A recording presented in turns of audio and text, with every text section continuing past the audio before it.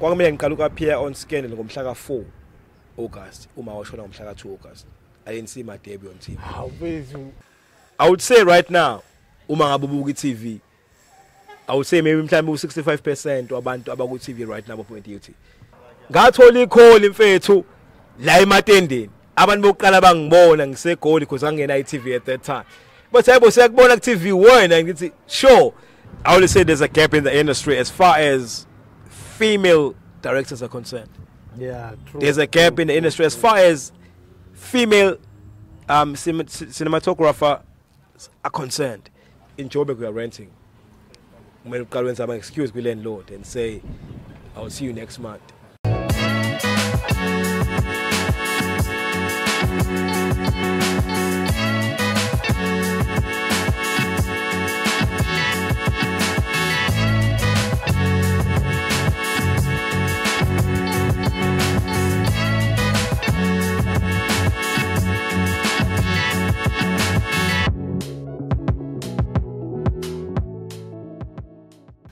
How mntu? Wethu kamanje. Hey, bese grand mfethu. Ngiyabonga Nkosi. Awusethule sikuphi masilana mfethu. No, mangabe silana se ina New Town ematendeni. Yabo. Ituzoma it's not too far. Umash it's not too far. Kodwa nyeBhalinandi inanda inkulu mfethu yami izofika ngale konanda dam. Inkulu nje. Yazi into engisurprise ayi1 ukuthi umngani bethu uqale egoli kodwa sebehamba baze bakufake phi eNanda uqale nini nami ngiyasho ungifika lana ukuthi ngangazi ukuthi ngizoze ngihambe benze ngifike ngeke ngikutshela la uphuma khona ngeke ngikutshela mama nje egoli kodwa phela mina ukwazi wami ngwazela eDUT cha eseyijethi silala siyasuka nje nomdlalo cha yeke iDUT ibrotherhood iqhamuke kephi mfethu yabona ngisho phela mase sihlangana eJoza yabo ibrotherhood mfethu ngeke ngitshela manje yakheka iqala kephi iqala egoli and futhi nakhona ngeke ngitshela manje mfethu umfowabo Dlamini kumele simbonge ngoba uyena wahlanganisa ubonga Dlamini usukhohliwe ubonga Dlamini uyena wahlanganisa mina nawe emva kwalokho kwahamba sazana nobani khona umfowethu osewahamba emhlabeni may soul rest in peace uAndile yabo kwaba uyena kwaba khona sikuzamayo ngoba ngathi akhumbula ukuthi sazama leya movie leya yabo kodwa sasakhlaza lapha mfethu hayi khona mfethu ngokwesikhathi kuningi sesikufundile mfethu awusithi nje halamuzi kodwa nje mhlawumbe ukuthi la eNanda indawo kanjani mfethu akhulele khona la yeah iNanda eyinanda indala mfethu yabo ngizoke nje ukuthi fahla kancane ngayo even though mina bengakazalwa because ngizalwe nje kuma early 80s yabo 85 to be specific kade wafika emhlabeni akusafani so yonke le ndawo mfethu bekwamatende yabona ngisho umkhulu nogogo uma ngabe bemuvwa angithi akhumbula i-group act yayimove abantu ngesikhathi sobandlululo so babe move babe ngahlala babehlala uThawu le ngakutho ngathi ngo Verelem yabo so ba move abathizwa ngapha eNanda ekhaya lomgaqo lo sobiza ngothi uKingberg uZulu Drive ekaba yami la ngikhona nje ingale ezantsi ko15 thina singala ko10 inkabi khona la elokushini ila nje ekhaya ingale ezantsi so mabefika bafike early 80s yabo because omama besebezelwe at that time omalume and so forth kwaba ukuthi bacupha kona lamatende lawo uyabo up until ke uhulumeni wakudala kuze kube khona ke imixhaso le yabakhona yayiwo 4 room kodwa babengadatshuliwe ngaphakathi uyabo so ngo 4 room manje ngadatshuliwe ngaphakathi babengadabuliwe ngaphakathi manje wazi kanjani 4 room cha thina ukukhula kwami mina ngikhule sebedatshuliwe phakathi because into ayenzeka kuqala umndeni nomndeni kwakuyiwona oyidabulela wona yabona ngisho kodwa nje 4 room yabo nakhona ihlukile futhi lemizi kokhona eyi6 room khona eyi4 room so fortunately ke kwaba ukuthi ke thina solo 4 room so manje ukukhula ngeke ngikutshena manje indawo mfethu inanda nje as a whole to be specific now in a history enkulu kakhulu as you know ukuthi ngo1994 uMandela mangabe kuvotwe iSouth Africa ivota ukuqala wavotela uHlange, which is not too far from here. And leyo yazi ngithathe ngibeke phi mfethu. Ngikhumbula ngisase primary. Sayintwana besuka thina la sambe siyoHlange e-library. Cross sinqamula nje lapha siya ngale. Yabo. Oseme if unyuka la sisemusa sikhona indawo nje ekhona la ku King Bay uZulu isayintsha by the way. Kodwa abantu bayithanda ngenye indlela esimangaliso. So uma umbusuka la nonyuka nje uya ngaqala ukudlula eClip uqhubeka nje ufika ngagoba ufika kephi useme sonke siyamanzi uPrixley Kaseme khona istatue sakhe that place konje udume ngani lo uPrixley ngazi igama bantu beANC history yakho ni rich kakhulu mfethu you know yeah I rich kakhulu cha hayi ngobani amaqhawe akwazi ukuthi asise phambili yabo kodwa ke nakhona indawo nje lana mfethu masidlula kuyona just ukuthi nginikeze ngoba phela ngomuntu waseNandi and ngiproud ngendawo engiqhamuka kuyona ngasekhaya uyabona ngisho so yeah tourist attraction destination abantu bafika abathatha khona statue sakhe lapha bakwazi ukuthatha ithombe and so forth and then njengoba sekungibalile futhi eqaleni ukuthi wabungale ngase oHlange we all know ubaba uDr John Langalibale Dube was one of the founders of the ANC ukhona futhi naye he was the first president in fact ANC you know so naye khona we've got Isaiah Shembe and we ask ukuthi so la Nazareth njengamanje sikuphi siku January maqala unyaka badibene bonke nje bonke you know etabeni you know so maningi amaqhawe you know mangabe ubuka ko Bhambayi Phoenix khona indawo Mahatma Gandhi center ikhona ngalena sinamaqhawe nje rich nje mfethu nana ngitshela ngitshela ngePhoenix lababulala khona abantu abamnyama kwazenzeka lokho nani ngithude la nisayiko kodwa ke okubalekile mfethu more than anything yabo before sidlule kwimatter ukuthi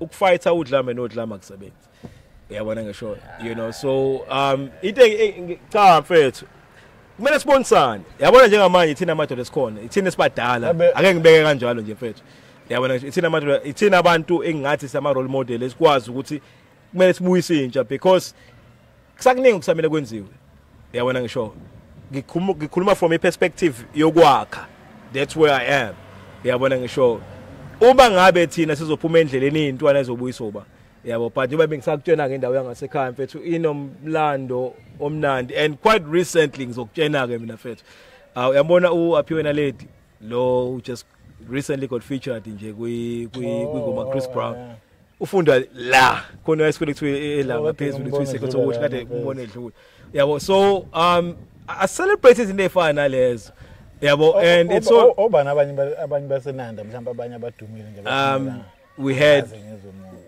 we had lokho ulakhe Sibeko bedlala iGolden Arrows ngeke ngikutshela manga mfethu wangimotivate kakhulu like aslami waye umuntu cha baningi cha phela ngifuna ukuthi ngibeke nomlando wakhe ngichazele yabo thina siphethe ikasi inanda phethe ngeke ngikutshela manga ikasi lamakasi yabo ufane ngihlalile koSoweto ngahlala kephi kodwa but alikho ikasi elifana nekasi la ngakini ayikho indawo kumele uyiqatshe okudlula indawo yangakini uyabona ngisho yabo njengoba bengisakhuluma ngoSibeko uSibeko mfethu ubile naye impilo ephila yabo he was one of the first people who motivated me because ngiyakhumbula at that time cha hayi lutho akindawo cha ngifuna ukuthi ngikubekele ukuthi imotivation or mhlawumbe indima ayidlala waye umuntu oqala mfethu engambona evela ku TV even before nami ngize ngithi nginesifiso ukuthi ngivele ku TV uyabona sho ngoba ngabona lapho ukuthi akuyenzeka nami ngingakwazi ukuthi ngikwenze lokho yabo so into ebalekile mfethu more than anything I think it's to pave the way labantu who paved the way for us and then nathi we got to continue siqhubeke nje kanjalo mfethu and we got to acknowledge abantu abakanjalo who played a very instrumental role and especially with youth because right now it's in a crisis in South Africa ngani leadership but asikho lapho so bese ngene khona siqhubeke ake siqale nje bengifuna nje ngesithole mhlambe a brief introduction ukuthi uMusa ubani ubona mfethu ukubala mhlambe nanoma umsebenzi osukwawenza mfethu Right. No ngiyabonga kakhulu mfethu. You wade ngisho nje ukuthi I'll push it just to make sure. Even you coming to my hood, yabo. Yonke into for me I would say iqale la eMatendeni. Yabo. I was born and raised and bred la. You know, primary school, bengifunda ePhumuza Zulu. Okay, Khumalo. Ngiwa ngenyawo mangabe kuthiwa mhlambe umfulu ugcwela siye esikoleni, which we used to love that, enjoy. Yabo ePhumuza Zulu ngalena, which I did my primary. Service delivery. No, back then phela ngithi izobekade li oppressed, so it was different, yabo. But kube kumnandi sayintwana, and ngeke ngikutshela manga if I look back in terms of indlela esikhule ngayo thina, yabona ngisho you can definitely see the shift. Yabo bekumnandi even though imali bingekho ekhaya, but you know bekumnandi sidla sonke kubheseni, abafana bedle bodwa abantu banadle adle wodwa ngalana, sikhule sibaningi sonke sikhula nje ekhaya, you know sikhulu sogogo nomkhulu, kumnandi. And then never kwalokho I went to eBonnell, uthe uma bethola indawo eMayville wangithatha sahamba naye sakhona, which I think ngiqale from grade which was standard 5 at that time, ngiqala from that high school up until ngifika matric. And then again for local after matric I wasn't too sure ukuthi ngizokwenzani. And I remember when my mother ifika mina nginezwe 200 rand, wangineza 2000 rand, wasambe ngoze license, ngathi no ngicela ukuthi ngithatha le mali ngihambe ngiyeke phi ngiyofunda, you know nangampela ke futhi 2000 wasa ngenze license ngaleyo mali. Ngase ngithi no, i-license ngizokwazi ukuthi ngiyenze later on, kodwa but ngicela ukuthi ngiprioritize education, which I still feel ukuthi ibalekile namanje. Nangampela ke ngathatha leyo mali nga-enroll i-DUT, ngashaya first year ngayithanda. And ukutshela iqiniso mfethu, it was quite a coincidence for me ukuthi ngifunde drama. I remember because esikoleni bekade ngenza i-accounting no maths nobani. Base bengithathile khona e-DUT ezansi yawe Steve Big ukuthi ngizokwenza i-financial accounting. Mangidlula ngiyayibuza lana kwenziwani, yabo. Kwaba khona into ethi kimi awungene ubone ukwenzakalani. Ngophesithi. Everything. Ecocha theater drama department. Lapho idrama mina ngiyenzanga esikoleni. Yabo. Him lo ngiyangena ngiyabuza ukuthi nenzani la, yabo. Ayibangitshene ukuthi no, if you want to be on TV ntoni acting nakhona ngisathatha, you know, with any mentality ukuthi okay, I feel I would love to be on TV, yabo. Angi understand without the proper understanding, angi understand. Ayinangampela mfethu. But nayi monologue ngithini monologue, but uzofunda lento uyimemorize ekhanda nayi prose, yakwazi uqula ithaya ngikwazi, yakwazi udansa ithaya ngiyazama nangampela. But kulungile kubuya Tuesday, it was a Thursday, I would never forget. Nangampela ngivaye ngibuya Tuesday ngimemorize ipoem ne monologue. I remember uTepe ngisoze ngamkhohlwa umama wangakhe empilweni yami as a performer, yabo. And she's an amazing usaphila, you know, she's done an amazing work. Baningi abantu abaphuma kuyena, but sizofika lapho angos she just recently retired, you know what, but she's still more influential, you know, because abantu abaningi abagrumile, which include myself, baningi kakhulu mfethu, owayezimene Mncube, uThobani, oZidane Mthembu, you know. And I'm talking about isteam sase DUT sonke labo osiyabonga Shibo, nsase Mosheshe, bonke baphuma eDUT, oNono Sashange, oStumo Umtshali, obonga Dlamini, but you know, oVuyo Biyela bonke. If I would say right now uma ngabubuka iTV, I would say maybe mhlawumbe 65% wabantu abaku TV right now baphuma eDUT. I kid you not. Yeah, but because of the training ekho. iDUT se produce so much. Mhlawumbe ucabanga ukuthi yini abayenza grand mhlawumbe for me personally, as a performer, as an actor, acting is practical mfethu. Yeah, wena ngisho ngeke ngitshena manje acting practical as much as kumele ukuthi ube nayo theory kodwa, but it relies more, you know, if ngizokubekela nje, for example, we've got a performance technique, communications technique, acting technique. And lauma technique lao akruma in a sense yokuthi by the time ufika ka third year performance as a whole you understand we are going to show and not just only performance because when I say performance it's different. We are going to understand it from an actor's perspective, we understand it from a director's perspective, which is something I would say it's overlooked. Yeah, because abantu abaningi uma ngabe understand the performance from an actor's perspective kuba yilokho. And then when they are given that duty, okay, fine, awungene ngala on a director's shoes. Yeah, but angifuni sigcile kakhulu kulokho kwamanje.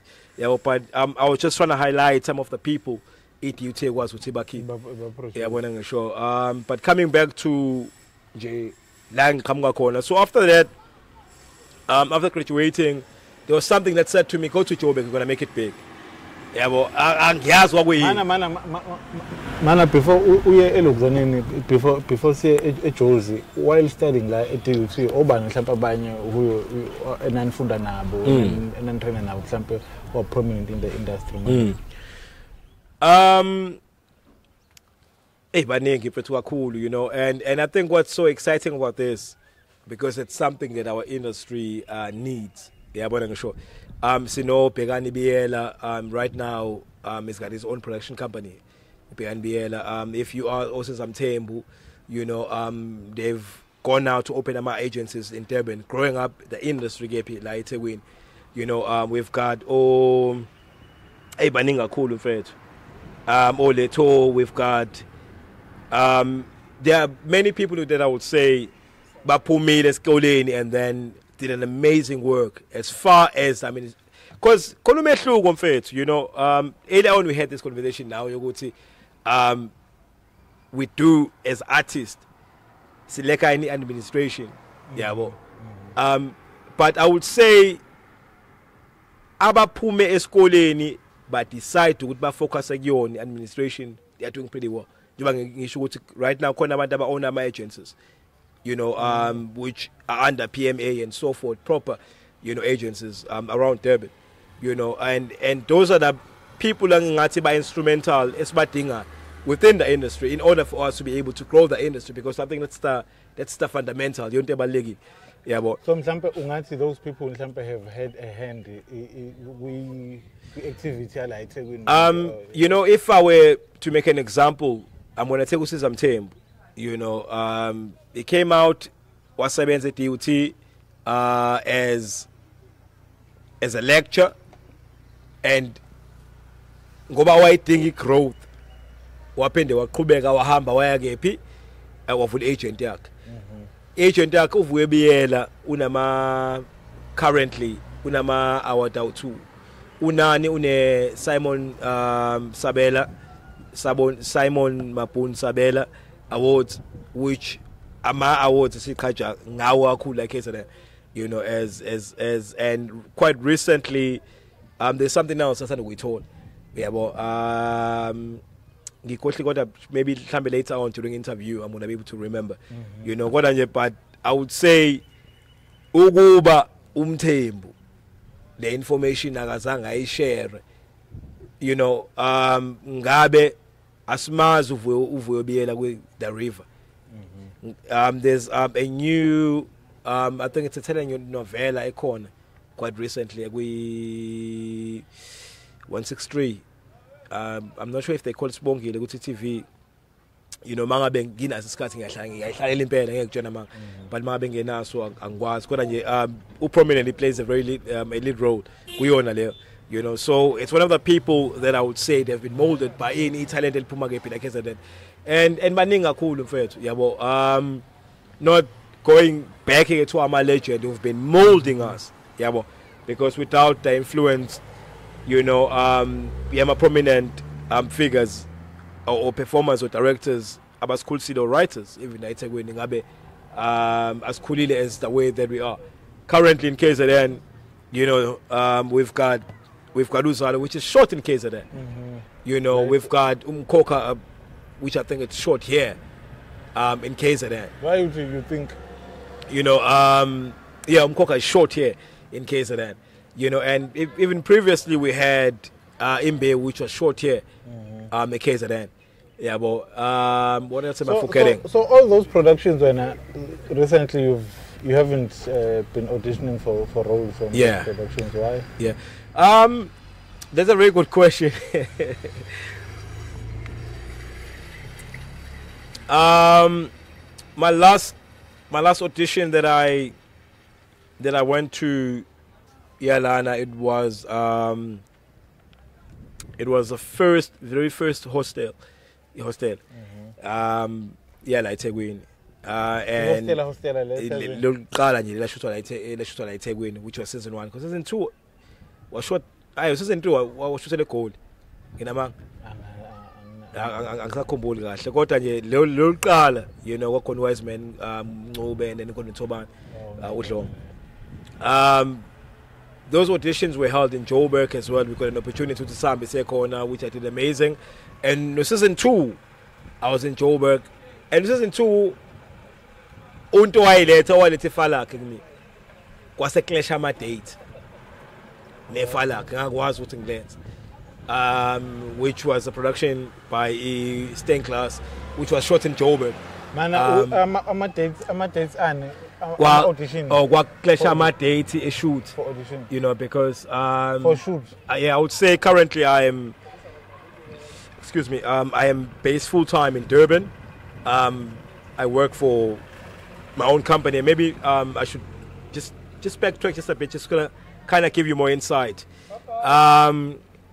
So kuya kwami egoli ngibuye okay again ngilandela 2010 ngavula ikhampani abebizwa ngokuthi iCash Entertainment. It's iCash Entertainment, which is a production company. Basically it's a production company. We are motivated by global youth stories that are upon every minute. So that's us. It's a youth company, a production company, purely I would say it's purely new. Because Khumalo Productions company basically. Yeah, but so coming back, there was my focus. And I said to myself, I've got this baby, which is a production company. And Fisuti, it's cool if I my production companies, I find out figures and films, I find out bomb pictures. Yeah, you understand? So that journey started again mangabe ngibuya nangampela kobe ukuthi okay fine ngiyabuya ngiqala iCash mangiqala iCash the focus of iCash was for us just basically do a master work plays into Ekole. And as I saw the growth in that, because currently the company has 8 productions, theater productions. And it employs more than 37 freelancing actors. Excuse me. So that's iCash. That's iCash. What kind of work do you do? So it's stage plays. So we go to schools. We do about plays lawa enzoka matric. You're from grade 10, grade 11, and grade 12. Got dramatic arts now English. So it's in the summer perform a play.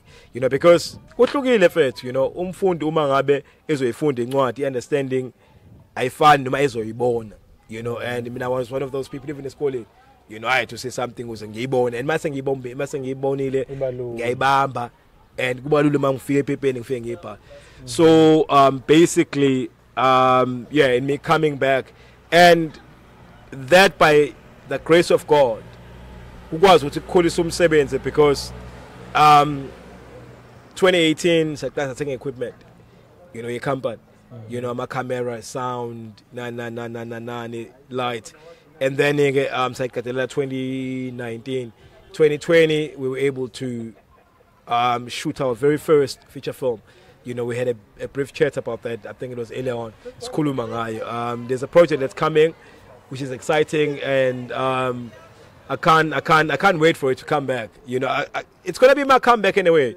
But I think what's so exciting about that production, I might sound like Tyler Perry, because I direct and I produce, but again, I think, so do I guess I might sound like Tyler Perry, but I think it takes us back to the real responsibility, Yoguti. If you've been in the industry for long enough, you know, as cool kuyona, because mina ngikhwele ku-industry but when I got into the game, I think I was 22 mangifika we-game, you know, and I was a boy fresh from KZN, you know, we had, you know, doubts ukuthi, you know, I'm going to a big city, am I going to be able to make it, or am I going to be kanjani, you know, ngafika eJoburg fine, you know, uyashezile Jozi Musa. Now we ask, you know, surely now you went through the same thing. Yeah, well, but ke akufani mfethu ngoba mina ngaba nenhlanhla ukuthi within the first few months, you know, 2008, you know, I got a contract to work at the Joburg Theatre with People's Theatre for like 6 months, you know, so I knew my rent was paid up, you know, because rent egoli mangabungakwazi, you know, yazi kuyanye kunzima, yabo. So ngathi mangabe ngiqeda ukuyisayina leyo contract ngabe ngazi kahle ukuthi okay in 6 months, you know, ngicover the rent, not only 6 months but for the remainder of that year, you know. 2009 ngabuya, I did the Aromet ad. Ngisayikhumbula eno CRB sikwi rooftop lapha. Uqalanga ngescandal. So here's the most interesting thing. That's mfethu uNkulunkulu nethonga bakho. Yabo. So ngendlela osokurafu ngayo angitsheni umuntu ngokuthi ngisanda ukushutha Aromet ad. Yabo. Ngishuthe ngithule ngathola ikholi mfethu la ematendeni. Abantu bokuqala bangibona ngisegoli because angena ETV at that time. But hayibo siyakubona ku TV wena ngithi sure sakubona ku-Aromet intontoni amakhola angena mfethu abona amahudi yiba ngikutshela, yabo. Hayi bangena lamakholi mfethu the following day kuphume ngithole i-call from agent ethi khona audition the following day on Scandal, yabo. And lapho umalumekazi uthi kumina was ekhaya kade wacela ngifuna ukubona bakufuna ukujabulela, yabo. You know it's going to be some sort of a parade nyana, you know, ikasi ukuphakamisa nje lokishi, yabo. Hayi nangampela ngifakela imali. Oh, that very same day ngihamba ngo-audition ku-Scandal, ntambama ebusuku ngagibela ngabuya ngeze eThekwini. Mangibuya it was madness mfethu, my hood, it was the love mfethu na yonke into, it was crazy, yabo. So hayi ngibuye kwakuyi Friday morning kanti basabona okuncane lathi thona namanga, yabo. So kwaba lento ukuthi kwakuyi Friday morning, yabo. Kuthe ntambama ngithola i-call ngabe ngi-audition kephi ku-Scandal ngo Thursday. Ntambama ngithola i-call agent ethi hayi buye eGoli, iScandal isakufuna bane role uzodlala uSuccess, yabo, which was my official debut on TV, you know. Angabuye nangampela, yabo. Bangibriefa na yonke into ngashoot because I think the contract was there for 3 to 6 months, somewhere there. That was back in 2009. When's that? Yabo. Success, man, was very. It was a nice character because Mangbuga Success was an ATM bomber, yabo. Clever, ephuma KZN yakwazi ukuhlanganisa which is opposite from who you from me personally, but I think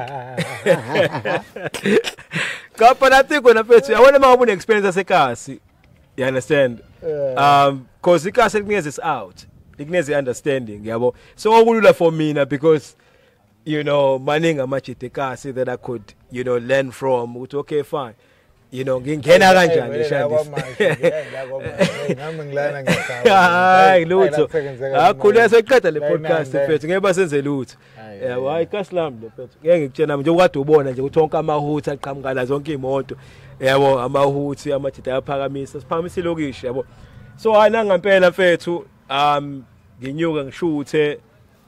And what was so surprising or what was so interesting was that ngezwa mina mfethu we post ukuthi when you come out you're going to be big. When you abona we post we post production ngezwa ama episode ami ngaqala uku-air, yabo, ukuthi the character liyashisa izoyishintsha igame. Okay, abantu babe busy beyibuza le out yakephi, le out eshisa so ngangifikile mfethu lambile lapho mfethu ngiphume DUT ngiphume KZN Jozi anginakhaya ngizophana, uyabona ngisho vele ngemini spirit energy khona vele into yakhona, yabo. nanga mpela mfethu yathi mayiphuma la character mfethu it was huge yazi kwakunzima nokuphuma eflatini ngiphume ngiye ngaphandle yashintsha impilo mfethu yabo and after that kwazongena enye Standard Bank for ema Protea nayo yafika nenyuka ngangena ku-industrial theatre ngabona ukuthi hayi no kuyaphileka ngishanisa ungazi ukuthi ukhethe kahle yabo ngabona ngampela ukuthi hayi no acting kuyaphileka mfethu yabo I think nalo nto mhlambe yini inhlanhla just noma nje mhlambe uthola ukuthi sekuyisikhathi sakho sokusebenza timing right for wena ukuthi izinto zihlangane. No, I would say timing. Yeah, when I'm sure because that's why they always say you gotta always be prepared. Yeah, when I'm sure because uma ngabe uzohlala prepared ngenzeka noma yini. You gotta be ready. No mean you know that involves especially two young actors. Yeah, but yes, in a we had this thing, even a goal, you know, when the corner auditions, no my work auditions, behlala and ndawonye as actors. Yeah, but basically then hlala song samazulu, si song.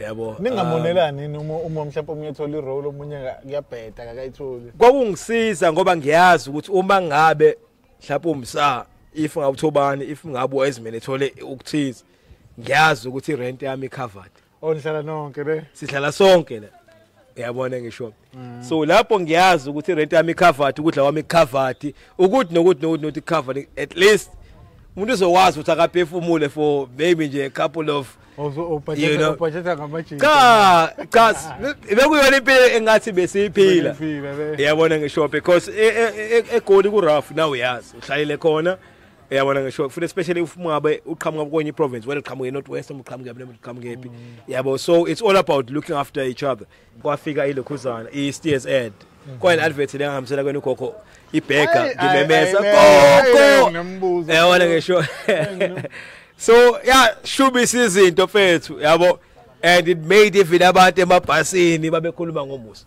Khumalo wangala ngasekasi ntonto ngimemeza kanjani ugogo yabona ngisho cha yabona it's the excitement mfethu ebakhona yabona ngisho futhi especially mufuna ukuthi uwenze ugogo wakho umzali wakho nje for something noma bekuthiwa into special emnandi mfethu so it was one of those moments awubambe lapha mfethu yabo so it was one of those moments nje mfethu I precious and beautiful yabo so that put me on the map because I remember we World Cup but lapho usuvuka usushiza ngase sengivuthiwe kwasuka lapho by Top TV kwasuka lapho Top TV ngangiphezulu ebuilding yabo I remember when we shot Top TV it was so scary because I remember when ngibeka ku-edge kanje thina abantu bami sayisabi height uyazi now you know and I was like yabona yazi kufana nani kufana ne kufana le edge lelo kuzana ye-Steers khona isini le abangihlalise kuyona ngemuva nenja ye-chaotic but base babeka ibhega la ukuze lenja le ikwazi ukuthi ibuke mina la ngoba chaotic leyanja but lasini kwangekho lula mthatha ama-taxi mhlawumbe u4 or 5 ali yabo and there was a point where yacisha ngiluma indlela uyabona ngisho so baze ba decide ukuthi babekele ibhega bayidistract yakwazi yabona ukushusha nesilwane it's not as easy ikwazi ukubeka i-direction ukuze nami mangabe ngikhipha i-reaction efunakalayo ngikhiphe i-reaction ekuyiyona yabo so hayi nangampela ke sakwazi ukuthi ayenza leyo scene yonke into yaphuma i-commercial yaphuma ilento le yabayona yabo but bengila ekutheni you know as ama commercials lebefike fike iyangena imali angithi uyitshena ukuthini uyitshena ukuthi le flow yale mali isazoqhubeka ngale ndlela kanti cha hayi lutho yabo kuthe bukwini 2011 izinto zoqala zashintsha yabo mase seyishintsha kanjani awusatholi ama zishintsha financially angithi ngiyazi ukuthi each and every year mhlambe ngishutha maybe 4 or 5 or 6 commercials and then kuye mhlambe ngishuthe 4 kuye ngishuthe 3 kuye ngashuthi lutho then what happens there ephaketheni because even imali engenayo yabona ngisho ingena with this whole understanding yokuthi uyazi ukuthi okay fine vele I'm waiting for maybe 60 or 70 nale phuma khona sazongena exactly mangazangeni lutho na iphuma ngendlela efana yabona ngisho kwaya kwazi wagcina singasa yabo kwaya kwazi wagcina singasa ngeni lutho 1 month 2 months 3 months 4 months 5 months 6 months angeni lutho. So ukhopha kanjani ke lapho mfethu uphila kanjani mfethu urenta kanjani udlani ila iqala khona ke ijive yabona ngisho because in Joburg we are renting when uqala wenza ama excuse kwi landlord and say I'll see you next month. Next month becomes next month and then down when you look at it it's 3 months awukhokheli rent. You understand? Fine leyo kudla siyadla as ama out vele hlezi sisonke tontontoni wena kuthenga inhloko laphana kwenziwani it's out vele sikhona.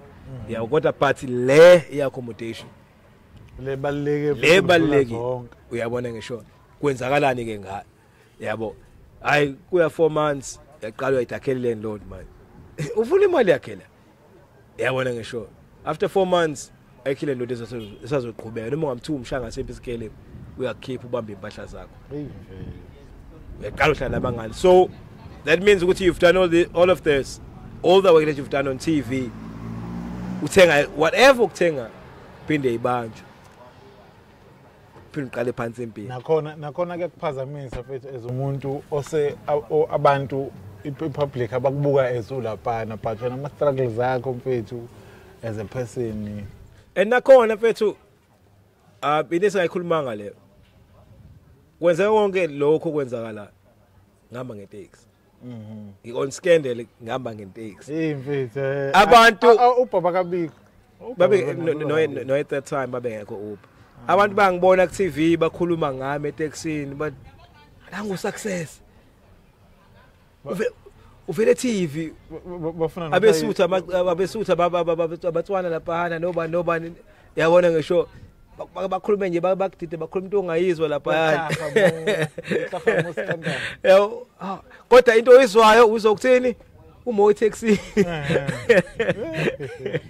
ETV rough kodwa I think what matters mfethu or noma mhlawumbe la ngaseve kakhona ngizokutshela nje mina mfethu yabo ngaba nenhlanhla mina mabe ngishutha scandal because I think it was my first week after that offerishwa ulift elinye time ayilathi kumina njengobula yabo awuzospan lasho kanje kumina wathi imistake engiyibonile yenziwa abantu abaningi lana ukuthi bafika la eGoli bakhohle bazosebenza yabona ngisho kanti bale mfethu impilo lapha imnandi vele ngeke ngikutshena manga mfethu ko Sentini ko Rosebank kobani siphile lo mpilo yabona ngisho and yayishaya imali yabo but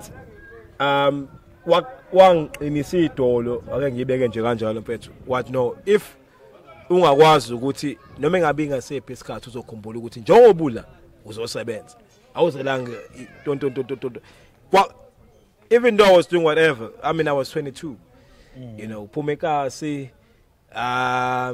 kurafe edladleni abazala basekho tontoni there's a life that you've always wanted yabona ngisho there's a life that you've always wanted uthi na ube grand upushe ismovana sakho have your own apartment uqoke kamnandi not ukuthi uphila impilo of celebrity as such kodwa nje but bonisa ukuthi nawe usuyasebenza and I think that's just the most important thing so wakwazi ukuthi angisave because ama decisions amaningi benoma ngabe ngikwenza ngiphinde ngibuye ngoba enye into I-emphasize kakhulu wak-emphasize ukuthi empilweni and he was not the only person who I found dokumini yokuthi kumele ube ne happy place yini happy place indawo yokuthi noma ngabe kuthiwa mhlambe kurafu kanjani noma kuthiwa kanjani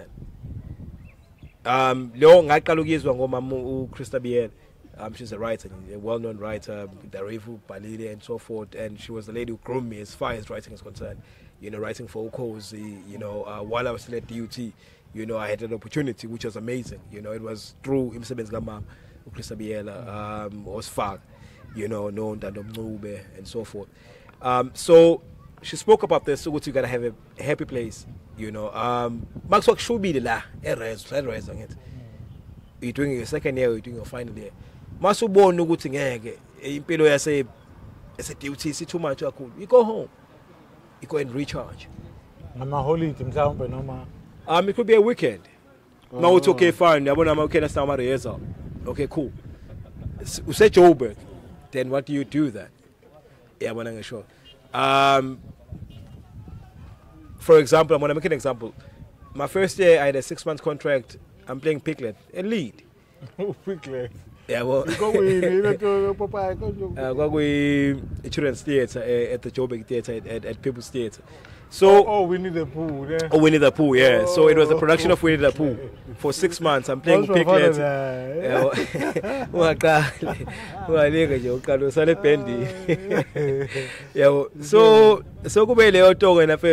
I'm homesick. Yeah, well, I go to producers. After 4 months, mind you, I've not been away from Ekai for that long. Young producers in Yabak, can I just go home for a weekend? Because we had shows Monday to Sunday. You said, at least can we not have a show maybe on a Sunday or maybe a Saturday? On a Friday, just one weekend. You know, they couldn't allow me that, and I had to make up a story at some point. I was like, I was sick. What production was it? Well, production of you and I. Yeah, well, I had to make up a story. I'm homesick. I wasn't allowed. And I remember when I wrapped up that production, I went back to my agent and I was like, Children's Theatre? Yeah, bon.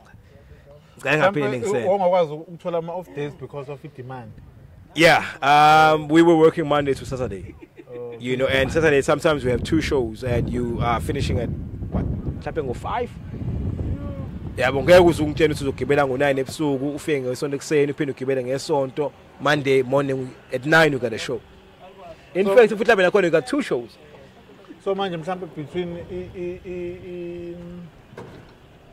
ETV and theater, which one would you prefer? So that's where I was going. I honorary contract so mase sengibuyele emumva ku-agent ngithi hayi naze nangifaka ngiyacela ngaphela ningisende nje for anything that says that relates to theatre, for especially children's theatre. I just want to focus on TV now. That became my focus, you know, and hence all the work, you know, all Squeezers, Shadow. I was once featured. I was once had this privilege to be part of Avengers when they shot here in SA. You know, I was part of that. What are you doing? I was featured as you know, these very big productions when they come to SA. When they feature us, you know, we become featured extras. You know what about? An extra move. You know, obviously, you know, I got a chance to be directed by, you know, an international, you know, director. But obviously, we have no lines, and it's just all more action based. But you know, even if Lemzans, actor in cool, you are recognized. Yeah. But if you figure out production, yeah. I'll go ukuthi mhlawumbe ayila rolling nane yabo ngoba uyazithemba baqinisa nangamadola laba bantu yabo. Yeah, the payment was good, I won't lie to you. And to sorry to cut you, it was my first time in Kokeluti was wardrobe. Wenzani wardrobe? Costume fitting. Ukuthi nje ufitha. La ngine trailer yami ebhala Musa Khumalo lapho. Ha. Yabona ke show. Akuzo ufikile la. Ngine trailer yami ebhala Musa Khumalo. I remember there was this white guy who was assigned for us. Sorry, ngikuphazamisa. Yile special kangaka ngama trailer ama actors why afuna uba nama trailer? Yile important kangaka nge trailer. It's very important ukuthi uthole indawo zokwazi ukuthi focus kuyona. Yabona ngisho just before ushooting kumele ufocus. Yabona ngisho uphume kwi character ka Musa Khumalo ungene kwi character kabani, if I'm playing uSipho, if I'm playing usibonelo ngikwazi ukungena kule character like asibonelo. So it requires me to be in an environment that's peaceful firstly. Yabona ngisho that's quiet. Uzokwazi ukuthi because I'm using umzimba wami. I'm using umqondo wami as uMusa Khumalo. So kumele ngikwazi ukuthi ngithone wonke ama traits enziwa uMusa Khumalo. ngilanda ama choices enziwa ubani usibonelo o enziwa umduduzi yabona ngisho so itrail ufunela lokho nanokuthi ke uma ngabe shoota kwe location it's different noma ngabe kuthiwa ushoota e studio because e studio ukhona amagumbi that are assigned for actors yabona ngisho so it's just that on location ngathi awekho ama permanent structures yabo so they will bring in so that actors can rest more the scene hectic. Let's say for example let's take the scenes that I did with the Steers ad. We shot that ad for 3 days. I'm playing a lead. It's just me. Yonkinda. You know. She says singago Rust Northwest, the Rustenburg, what's the name? Mahalisburg I've shot twice. That river is a Mahalisburg. Le and cross agona kanje. So khona amanye ama scenes angavelanga laphana.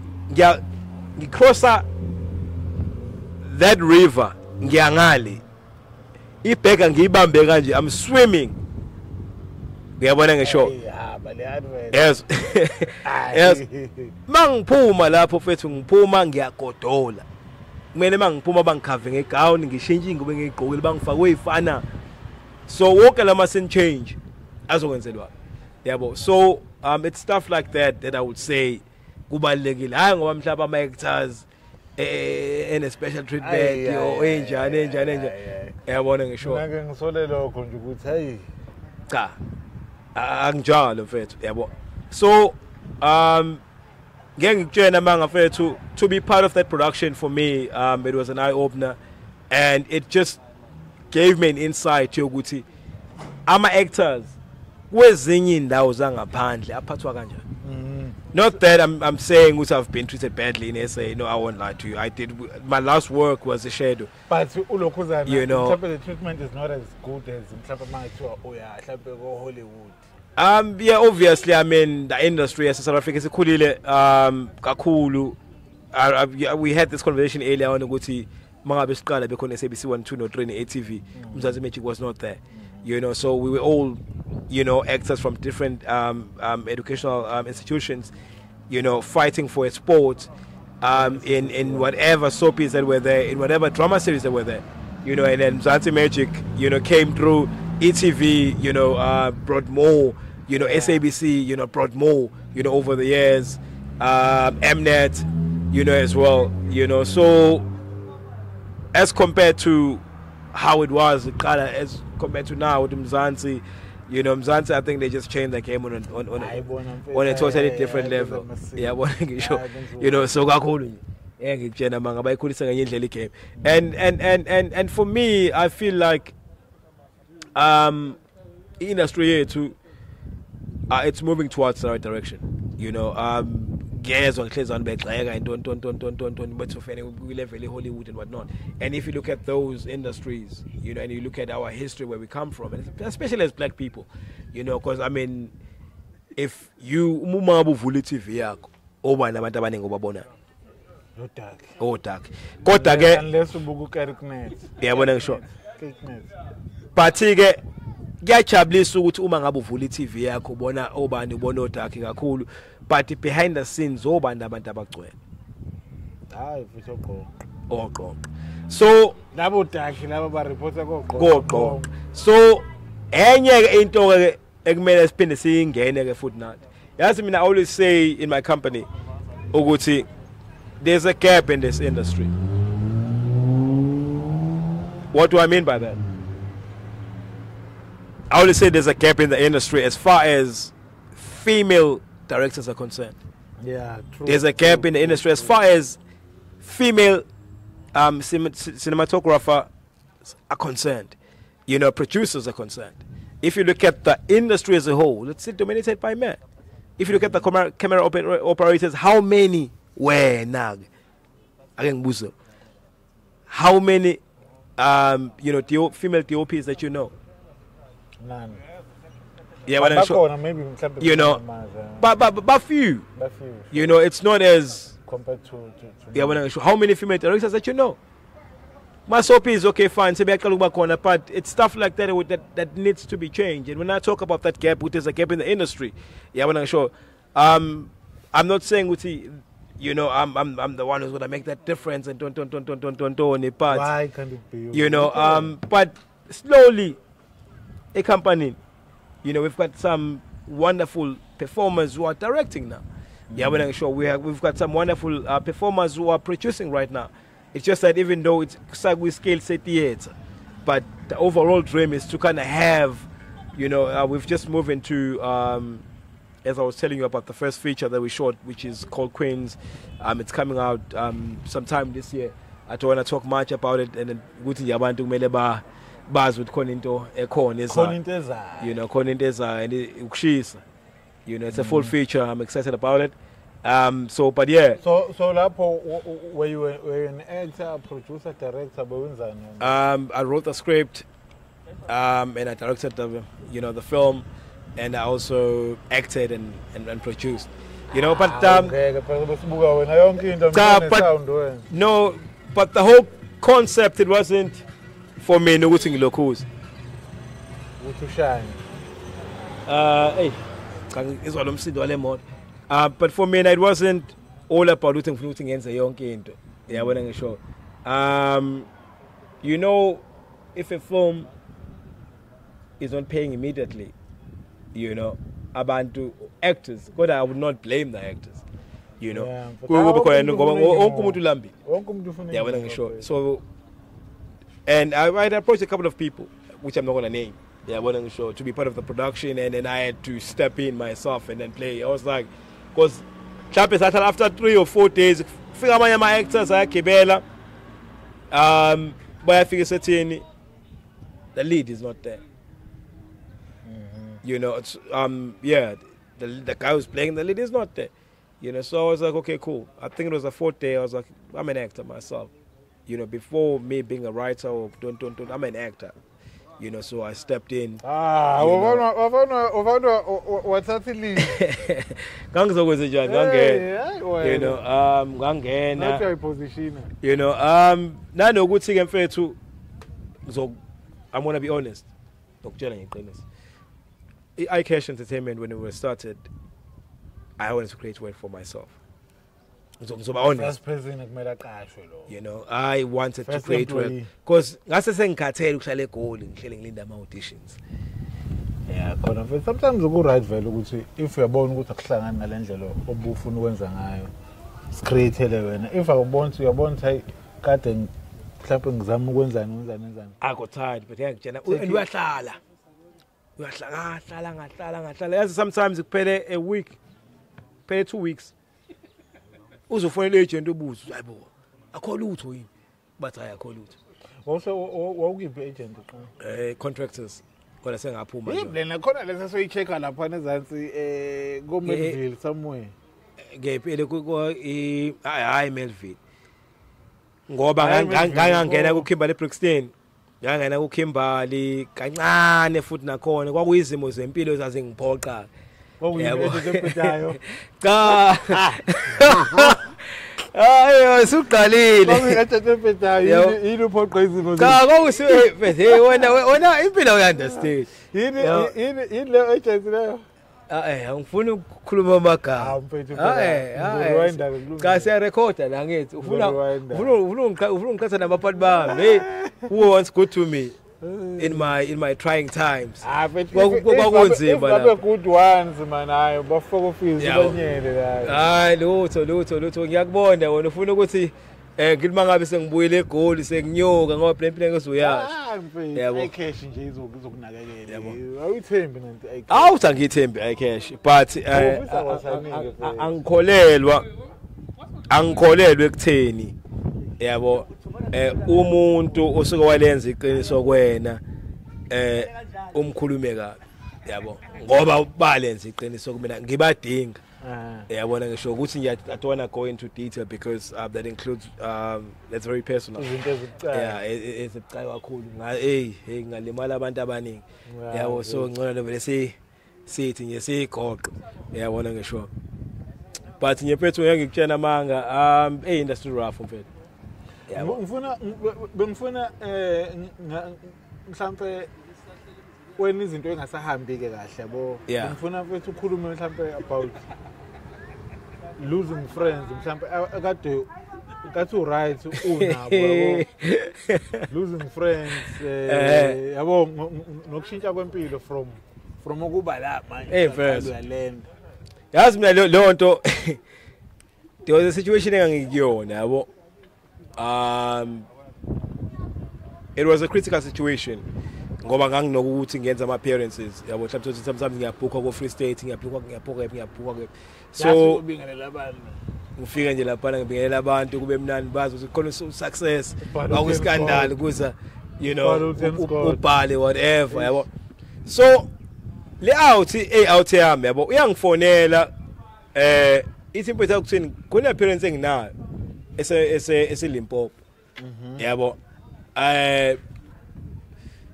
Ayikhokhi into etheni yabo, ayikhokhi into etheni. Into esawazi ukuthi siyenze sokutransporter sikubhukela accommodation ukudla utshwala. Ngathi mfethu ngiyakuzwa yabo, angikaze ngikuhluphe before but bengicela maybe this time yabo ukuthi ungayile mo 5 blocks ngithi mangabe ngizohamba ngishilo 5 blocks ngoba ngiyosebenza la ngiyakhona. What time mfethu ngiyabuya ngizobuya wena njengamanje ngikhuluma nama-out ngaphindanga till today yabona ngisho. So engakwazi ukwenza leso sicelo sakho kuba khona into ekhona, and I think abantu abaningi and even a person who's watching this njengamanje would agree with me. Abantu abaningi ku-industry bakudinga uma ngabe bekwazi ukuthi bakusebenzise, bayakusebenzisa mase bekusebenzisile bakushiye kanjani. So uma ngabe wena usudinga usizo you on your own yabo, and ngiyakutshela manje wathi uzowengenayo ngaleso sikhathi, but uma ngabe sengikwenzela ama favor ngithi bro mangaze ngicele before yabona ngisho nginayo situation angishiye something endlini ngihambe ngiyosebenza ngiphume ngiyosebenza whether 1000 noma 1005 yabona ngisho noma 500 rand okunye sizobe sikubona yabo ukuthi hayi ngipalensise ngala ngiphume ngumuntu oyospa yabo wathi hayi no mfethu jayami khuleka mfethu yabona ngikufatela ngizobuyela wena njengamanje gone till today yabo. And it's so surprising because uma ngabe ngibuka ispace wena Nduduzo sabantu ababengisurroundile engazi babeqhamuka yabo on weekends indawo yami ehlezi packed abantu aba different into amajita aqhamuka esikhaleni, and ngithe sengidinga usizo mina ngithe sengiba nenkinga sengixoshwe endaweni yokuhlala yokuqala eMelville yabona ngisho ngayibona sengingedwa eMelville kuphi opposite uShell Garage osala khona nalomjita lo ngikhumbula angazi sihlangane phina nawe ngihamba nawe salaphana angathi kutense nanixabanile nani kwakuyinkinga mfethu awawinkinga yabo, kodwa but asangena kakhulu kuleyo yabona asangena nokuthi ubani mfethu yabo, kodwa ke nje ama situations enzakala mfethu maniphila nabantu yabo.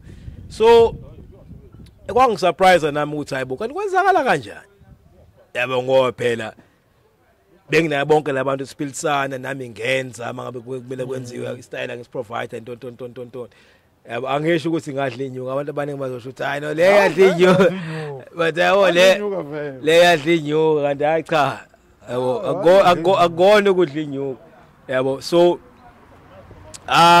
izimo ekhona empilweni yabo, but into engifuna ukuthi ngi-highlight in the situation abantu bangophela inyuka phela babaleka hayi bashiya, whether it's friends, whether it's family, noma kuthiwa ubani abantu bakuthanda uma ngabe relevant, abantu bakuthanda uma besakhona inyuka.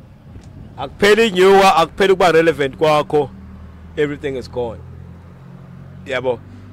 So that's why ngingathi mfethu istory sakho yena sumela usazi yabona ngisho So ngifuna mfethu ngesithinte ngeoledi ngiyazi ngiyakhumbula ukuthi you used to speak ngeoledi kakhulu mfethu mhlawumbe ukuhamba kweoledi how did it affect you when mhlawumbe as a person nakwi-career yakho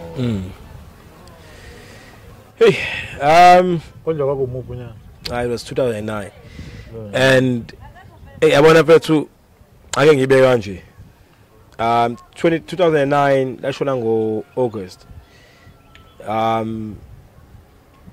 April ngishuta i-Aromat ad May ngekala ngishuta on schedule ngizo appear mina kwakumele ngiqala ukappear on schedule ngomhla ka4 August uma washona ngomhla ka2 August I didn't see my debut on TV how busy already that catch up with ngo 2 days my debut on TV angizange yabo and into yenzakala at that time because it was a whole hype yenzakala at that time angizange ngikufile immediately uhamba kwakhe angifilanga immediately because abantu bengidonsa left right and center uyabona ngisho kuthe I would say maybe mhlambe after a month and a half or 2 I remember ngihleli ngingedwa eflatini eMelville you know watching TV and I saw my tears zehla kanje I just had this thought ukuthi uma ngempela ngiphinde ngimbone ubuka ne TV ngoba uzibuka wena noma I know nje it was just during the day ngihleli angishuthi on that day yabo kwaqala yabona ngisho uyile emncwabeni wabuya ngaye emncwabeni ngamfihlo ulethi because what happened was if nakhona something happened yabo I get a call on a Sunday yabo ngapha ekhaya my uncle uthi buye ekhaya yabo mayethi buye ekhaya ngitshela mina ukuthi there's something wrong with my granny because ugogo bekade egula yabo akangitsheni yabo ngathi akho kulungile malume ngicela ukuthi hambe ngoshutha Monday ngicela ukuthi banginikeze lokhuzana insuku la ngempela ngihamba ngoshutha and on that Monday I had a terrible shoot I wasn't there angikho right emqondweni and it's something that engangikwazi ukuthi ngikhulume ngayo even esethini ngisho because kongizobe ngathi ngenza ama excuses so I decided to ngigcine kumina ngaphakathi kodwa but that day on set it wasn't a good day you know because ngishuthi scandal lapha at that time yabo nangempela ngiqeda ukushuta on that day ngibele ibhasi ngibuye ngizeThekwini ngifika on a Tuesday morning I get a call mangifika on a Tuesday morning my uncle ahlala nami phansi angitshela uma ushonile kwangazi ukuthi ngimuzwela le kude at the very same time ngiyamuzwa kodwa angimuzwa at the very same time ngafika ekhaya kwasekusho 7 ekseni kumele ngigeze at that time siqala ama preparations omncwa Tuesday was sikwazi usimfihle on on a Saturday nangempela ngabe ngageza singene emotweni siyahamba yabo so I didn't have time to deal with this whole thing la engabona khona mina mfethu ukuthi uma ucimile and the first time ngiqala ngikhala that mabele hlashona phansi ibhokisi yabona I just had that realization ukuthi my mother akasekho uhambe ngakhala mfethu angaze ngikhale kanjeni impilweni nami ngitshena manga it was at that moment where I felt nami ngathi nginga you know as little boys nami bangifake phele nje straight you know and I think uNkulunkulu emuhle you know nene support engitholile you know bedladla nemalumekazi you know malume and so forth and other family members yabo bakwazi ukungala so strength you know ngaphila you know but ukuluza umzali mfethu it's something that you never get over yabona ngisho isilonde singapheli uyakwazi ukuphila but into exisizayo kwamkela uyabona ngisho even though mfethu uma more if mhlambe awazanga nanokuthi umjabulise abone mhlambe your peak yabo career yakho abone yabo akwazi ukucelebrate mhlambe nixoxe ajabule mayikubona yabo no I mean I would say the situation it was different my situation because as much as engakwazanga ukuthi ngenze lena but I have 2 small brothers you know and manje sebeqedile bobabili varsity and so I was able to assist them Yeah, when I show from primary school to high school, because one was in primary, one was in high school.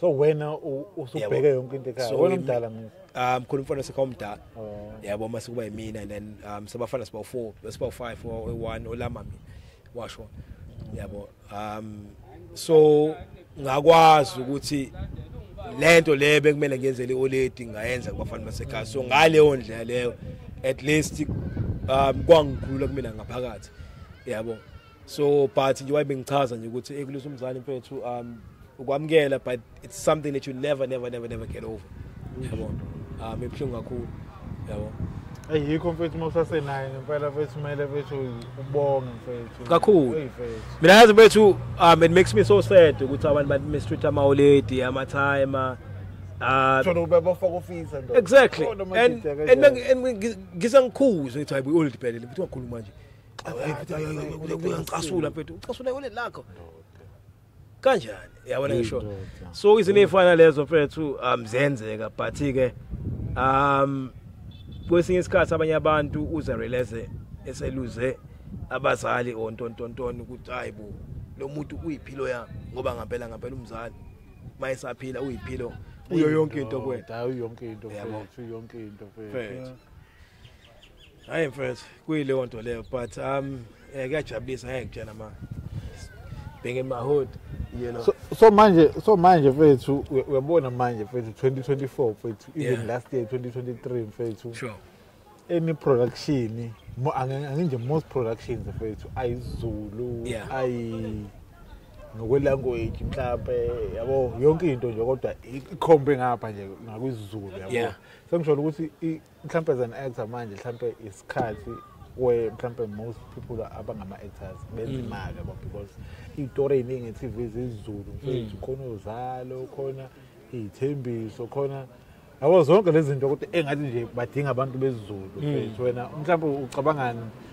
ngoba manje usula eThekwini mhlawumbe ukuthi mhlawumbe if that opportunity ingafika if that opportunity mhlawumbe ayifike ngalezi sikhathi eThekwini mhlawumbe do you think mhlawumbe ukuthi yayizowenza umehluko or your peak was at the wrong timing maybe zingakabikho lezi zinto lamathuba ngalo ngeke ngikutshela manga mfethu ngiyakufisa lokuthi okukhona njengamanje ngabe kwafika ngalesa sikhathi because thina mangabe senza o scandal there was no social media yabona ngisho hayibo mfethu hayi mfethu ngeke ngikutshela manga i-social media it wasn't muzobheka ngabo 2008 o Twitter laba o Instagram babekhona Instagram mhlawumbe uzeka muva kodwa Facebook Twitter yeah kodwa but masikhuluma nge-influence enkulu umuntu utwitha something eseNgilandi noma e-US uyibone manje you understand so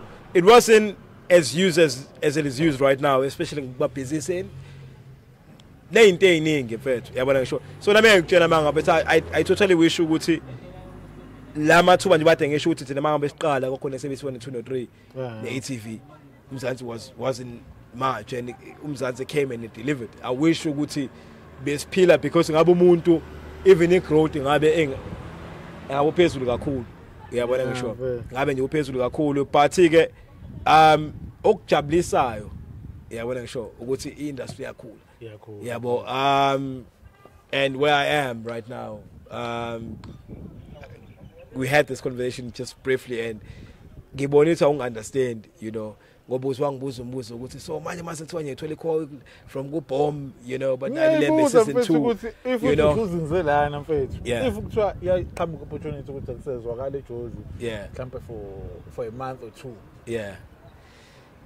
mfethu akunzima because i-production company la yabo and we got programs that are running throughout the whole year when I show the school's playlist you know and then we have just added Musa's corner that's corner njengamanje sekas yabo it's a fast food restaurant izokhula you know surely mase senibuye egoli you know ngoba ninjani kunze ku right surely nje yawo sekas surely mabe sesibuya nje manibuya mhlawumbe maybe in December le ndawo ibona ibisivaleka kanjani yabo so it's going to be one of the main one of you know not main you know, kodwa panikulu mayivuma nakhona because we don't have a lot of places but yona ndo ebishisi ikho izobishisi yabo. So njoba ngikutshena manje come July, come August, September kuvaleka khona phezulu, you know, zobe keeper nje basically.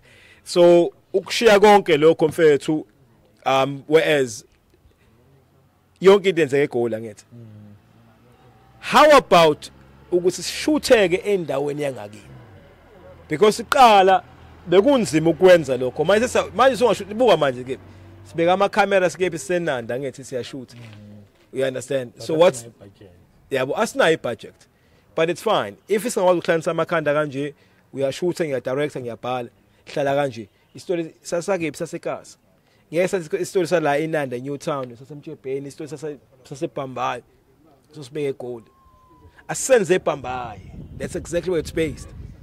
So whatever esinakho we shoot ebhambayi, you understand, you know. Now khona KZN Film Commission siyaNoka abafethu wona sitshela story sakephi sala ebhambayi mana ngoba location ezifana.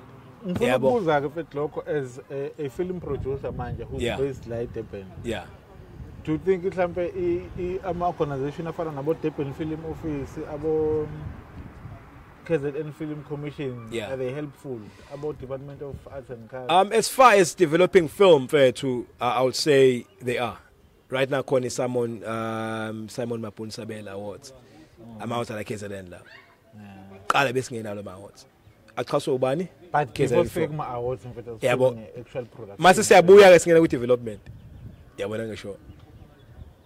Yabona makuthiwa yaba follower on Facebook. Asithathe nje uFacebook ngoba wonke umuntu unawo Facebook. Makuthiwa yaba follow on Facebook. Ubuka ukuthi mangaka ama programs abanawo from the script writing to post production. Yabona ngisho. Sometimes in fact kumele si blame thina. Ulwazi lubekiwe. Yeah. Sinani sinama smartphones thina. What do we choose to do? Ngama smartphones. We understand. But uma ngabe mfethu ke ngitshela manga if you follow KZN Film, whatever it is still. Bana uthatha abantu baba yise abroad. You know, my programs are different. Ngeke bavele bakusukela eKasi uhleli. Uthami ngifilmmaker, but what are you doing about that? It's all about aligning yourself to lamo spaces la wafunakala. Ungezo likhona ngeke ngikutshena manga kubambe ezengela. We has now from McDonald. Kodwa nakhona kodwa mina masokhuluma nje specifically bethu ngabo KZN Film Commission na hangibali Durban Film Office. Ngikhuluma ngeKZN Film. Sure. Nakhona ukuthi leyo ezingelayo ukuthi ibambe nakhona paperwork ekhona. Yeah. But bethu ngathi ayibona ukuthi requirements akhona ngazivele basuke befuna ukuthi ekugcineni kube khona into ezokudisqualify bese ima ake ngibeke kanje sibaningi ngithi sibaningi but ukuqala lo umthetho kodwa ibenzima kakhulu sibaningi ukuqala and baningi abantu yazi khona abantu onokuvuka nje ekseni yabo athi ngi-actor mina ngu-director mina athi ngoba ngena lapho yabona nje ake ngenze example right now kuzoba khona ama-auditions azaba khona la eBlack Brain la KZN banga abantu abazovuka ngoba bazothi acting elula bazothi directing elula bazothi ukushoota lokhu kulula banga abantu abazovuka ekseni bathi ngisawushoota mina yabona ngisho akuzami inhlanhla nami ngizobamba kubamba ezingela ngithi nami ngizobamba yabona ngisho lo muntu lo uzovuka ngo3 afike ngo3 lapha wena as a proper actor uzofika ngabo 7 ugcina ungazange audition ke ubona ukudlela ispace lo muntu lona mhlawumbe unenye profession eseceleni yenza lelo khuzana as hope. So how do you feel about that? Bakhona abantu abaku industry so abenza nje just so leo it's the same as ama influencers, you understand, because yakhona into ebekade ngiyithanda ngizoba specific kuma commercials uma ngabe ukuthi bafuna ama actors kuma brief bebe specify beta bafuna ama models. Uyabona ngisho mangabe khona idialogue lapho yabo siyazi ukuthi lapho you're going to find them actors. If you look at, for example, if you look at the Steers ad, if you look at the Brothers for Life ad, if you look at the MTN ad that I did, those ads had the dialogue. Yeah, when I show. So those briefs were sent to actors, proper actors. Yeah, but so kuhamba futhi la khona kushintsha. Yeah, but so ngiyawuthanda ama prefer because I specify and then yabo ngoba ngampela kumnandi ukuthi wena ufundile 3 years une degree une diploma unani yabo awusakwazi ukuthi usebenze ngenxa ukuthi uso and so sekhona unduduzo lapha nova nathi hayi uthi side uthi abe influence unduduzo yabo udume ngani uya trend wenza ama video kufika ku TikTok wenza ama video kephi afika zoba idiva ku setting. It's the same thing itime bilikhuluma ngawo le nto kuma kwakungoma soft yabo these guys they come through and baba ama diva setting ufika uthi asirana nama lines ekseni no so la setting afike lapha na fluff many times kumele uqhube urane naye so industry nama challenges but amaningi yabona ngisho nanokuthi ke nje mfethu I think umuntu once wavela ku TV once useyiselele